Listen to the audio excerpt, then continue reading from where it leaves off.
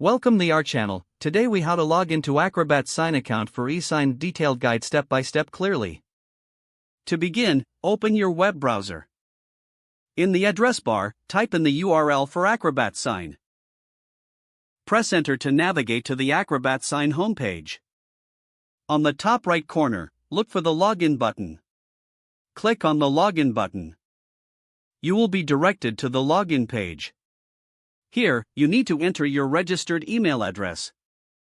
Type your email address in the first field. Next, locate the password field below. Enter your password in this field. Once you have filled in both fields, click on the login button. If your login is successful, you will be taken to your account dashboard. In case you forget your password, click on the Forgot Password link. Follow the prompts to reset your password. Check your email for a password reset link. Click on the link and create a new password.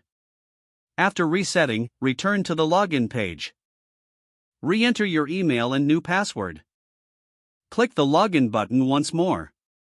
If you face any issues, ensure that your email and password are correct. If problems persist, contact customer support for assistance.